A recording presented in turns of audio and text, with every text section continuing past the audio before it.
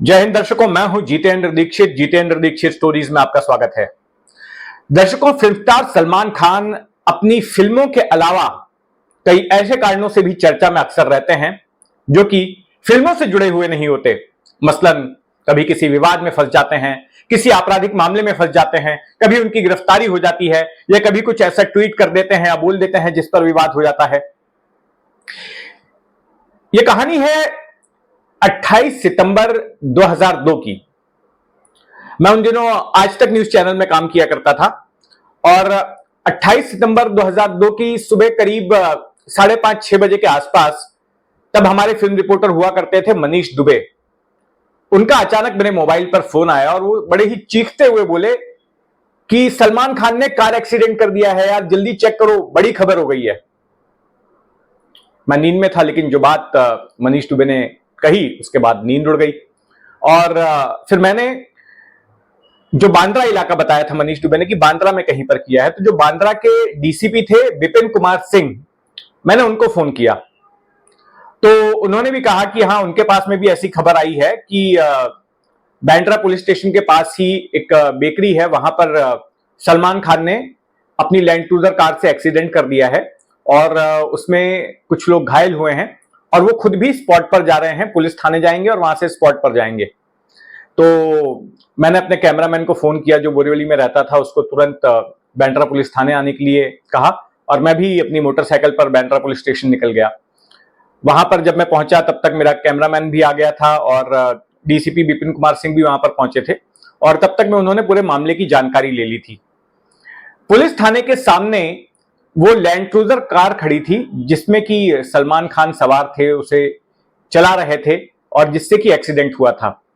तो विपिन कुमार सिंह ने बताया कि सलमान खान ने पुलिस स्टेशन से ही करीब आधा किलोमीटर के फासले पर एक अमेरिकन एक्सप्रेस बेकरी है, वहां पर चंद घंटों पहले ही सलमान खान ने कार अपनी ठोक दी और वहां पर एक बगल की दूसरी बेकरी के मजदूर उस अमेरिकन एक्सप्रेस बेकरी के बाहर फुटपाथ पर लेटे हुए थे। तो उन 5 मजदूरों के ऊपर वो लैंड क्रूजर कार चढ़ गई और जिनमें से कि एक शख्स की मौत हो गई और जो बाकी के 4 शख्स थे वो गंभीर हालत में भाभा अस्पताल में भर्ती कराए गए।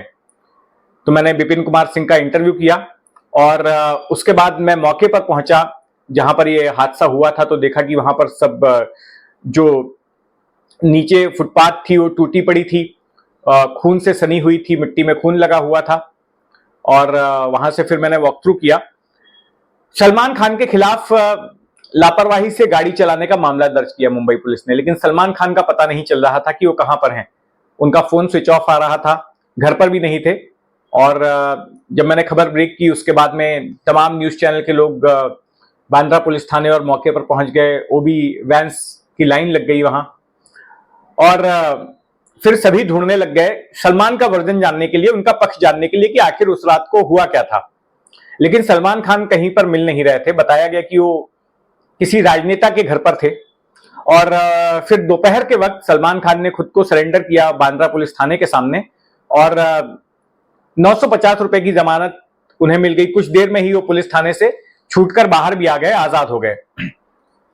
इस बात को लेकर बड़ा बवाल मचा कि कैसे कोई शख्स जो है लापरवाही से गाड़ी चलाता है, 5 लोगों को कुचल देता है कि मौत हो जाती है और फिर चंद मिनटों में ही 950 रुपए भरकर वापस छूट जाता है।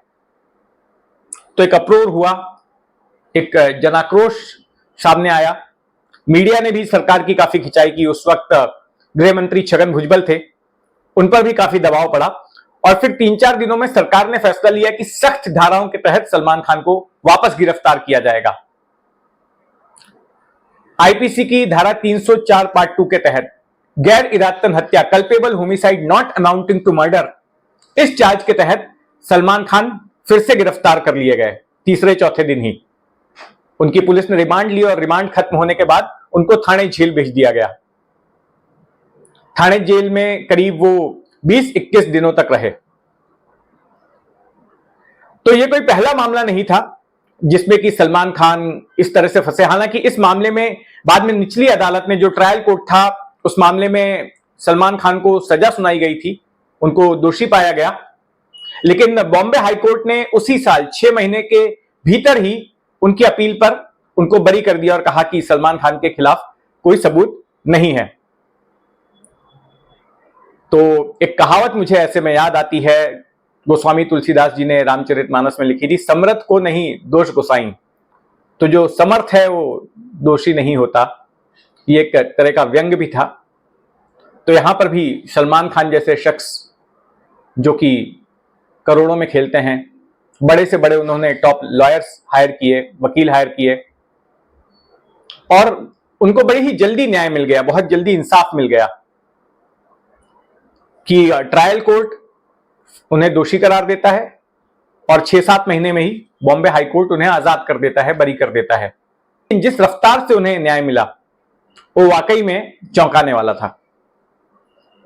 खैर, इस मामले के पहले भी सलमान खान कई बार चर्चा में रहे, विवादों में आए। जब ये कार एक्सीडेंट का मामला हुआ था उसके कुछ दिनों पहले ही एक बार उनकी पत्रकारों के साथ भिड़ंत हो गई थी। नरीमन पॉइंट में एनफोर्समेंट डायरेक्टरेट ईडी के दफ्तर में उनको पूछताछ के लिए बुलाया गया था। 4-5 घंटे तक पूछताछ चली थी और उसके बाद जब वो निकले तो काफी तनाव में थे और फिर पत्रकारों ने उनको घेर लिया था। कई फोटो जर्नलिस्ट थे, उनकी तस्वीरें ले रहे थे, मीडिया के कैमरे थे, और सलमान खान अचानक गुस्से में आ गए और उन्होंने सबके साथ धक्का मुक्की करनी शुरू कर दी थी। हालांकि उस मामले में किसी ने आपराधिक शिकायत नहीं दर्ज कराई, पुलिस थाने में मामला नहीं गया था और सलमान खान को आरोपी नहीं बनाया गया। लेकिन उसके पहले एक ऐसा मामला हुआ जो आज भी सलमान खान के लिए गले की फांस बना हुआ है और जिसकी वजह से सलमान खान की जान पर खतरा मंडरा रहा है, और उसी मामले की वजह से आज सलमान खान को पुलिस सुरक्षा के साए में जीना पड़ रहा है। यह मामला है काले हिरण के शिकार का। 16 सितंबर 1998 को सलमान खान राजस्थान के जोधपुर के पास एक फिल्म की शूटिंग कर रहे थे जिसका नाम था हम साथ साथ हैं, और इस शूटिंग के दौरान उनके साथ में अभिनेत्री सोनाली बेंद्रे भी थी, नीलम भी थी, तब्बू भी थी और कुछ और भी दूसरे अभिनेता वहां पर मौजूद थे। इसी दौरान सलमान खान पर यह आरोप लगा कि शूटिंग के दौरान ही, जब उन दिनों शूटिंग चल रही थी, तब वहां आसपास बड़े पैमाने पर जो है काले हिरण जंगलों में पाए जाते थे। तो सलमान खान ने जाकर काले हिरण का 2 काले हिरणों का शिकार किया। इसके चंद दिनों बाद ही फिर से 28 सितंबर को फिर से उन्होंने एक बार हिरण का शिकार किया। तो जैसे ही यह बात फैली आसपास के इलाके में, आसपास के गांव वालों के बीच, वे गुस्से में भर गए क्योंकि आसपास बिश्नोई समाज के लोगों की बस्ती थी और बिश्नोई समाज काले हिरण को पूजता है। जिस तरह से गाय हिंदुओं के लिए पूजनीय है, बिश्नोई समाज जो कि हिंदू समाज से ही आता है, उसके लिए काले हिरण भी पूजनीय थे। और एक बड़ा जनाक्रोश वहां पर पैदा हो गया और फिर सरकार और पुलिस ने उस आक्रोश के सामने झुकते हुए सलमान खान के खिलाफ आपराधिक मामला दर्ज कर लिया और सलमान खान की गिरफ्तारी हुई। ये मामले कई सालों तक चले। 2017 में जोधपुर की अदालत ने इस मामले में फैसला सुनाया और सलमान खान को दोषी करार दिया गया। उनको 5 साल जेल की सजा सुनाई गई। इस बीच सलमान खान की कई बार सलाखों के पीछे आवाजाही लगी रही। सलमान खान ने जमानत के लिए अर्जी दी, उनको जमानत मिल गई है, फैसले के खिलाफ अपील की गई है। तो खैर, कोर्ट से भले ही राहत मिली हो, लेकिन इस मामले में सलमान खान के पीछे 2 गैंगस्टर पड़ गए हैं। और ये गैंगस्टर कोई मुंबई वाले गैंगस्टर नहीं है, दाऊद इब्राहिम, छोटा राजन, अबू सलेम, अरुण गवली जैसे गैंगस्टर नहीं है, बल्कि ये उत्तर भारत के गैंगस्टर हैं जो कि हरियाणा और राजस्थान में जिनका गिरोह काम करता है, और इनमें से एक तो विदेश में रहकर ऑपरेट कर रहा था, कनाडा में। एक गैंगस्टर का नाम है लॉरेंस बिश्नोई और दूसरे का नाम है गोल्डी बरार। तो इन दोनों ही गैंगस्टर्स ने तय किया कि सलमान खान को मारना है और इसके लिए कई बार रेकी की गई। सलमान खान जहां पर रहते हैं, मुंबई के बांद्रा इलाके में गैलेक्सी अपार्टमेंट नाम की इमारत में, वहां पर रेकी की गई और हर बार किसी ना किसी कारण से उस प्लान पर अमल नहीं हो सका। ये बताते हैं कि 3 बार उनको मारने की कोशिश हो चुकी थी। एक बार रेडी फिल्म की शूटिंग के दौरान, फिर 2 बार ऐसे मौके पर जब सलमान खान अपने घर की बालकनी पर आते हैं, उस दौरान भी उनको मारने की कोशिश हुई। और सलमान खान के घर के इर्द गिर्द के इलाके की इन लोगों ने रेकी कर ली थी। सलमान खान कहां से एंट्री करते हैं, किस मंजिल पर रहते हैं, ये तमाम जानकारी जो है इन्होंने जुटा ली थी। एक मामले में ऐसा हुआ कि शूटर साजिश को अंजाम देने ही वाले थे, लेकिन उसके पहले हरियाणा पुलिस ने गिरफ्तार कर लिया। अब फिर से एक बार सलमान खान के घर पर हमला हुआ। रविवार की सुबह 2 बाइक सवार आए और उन्होंने सलमान खान की गैलेक्सी अपार्टमेंट पर फायरिंग की। 4 गोलियां चलाई और ये गोलियां इमारत की दीवार पर लगी और उनमें से 2 गोलियां तो उस बालकनी के बेहद करीब जाकर लगी, जहां से सलमान खान कई मौकों पर, जैसे ईद का मौका हो गया या कोई दूसरे त्योहार का मौका हो गया, तो बाहर आकर अपने फैंस को हाथ दिखाते हैं। बीच बीच में सलमान खान को जान से मारने की धमकियां भी आते रही, ईमेल्स, खत वगैरह।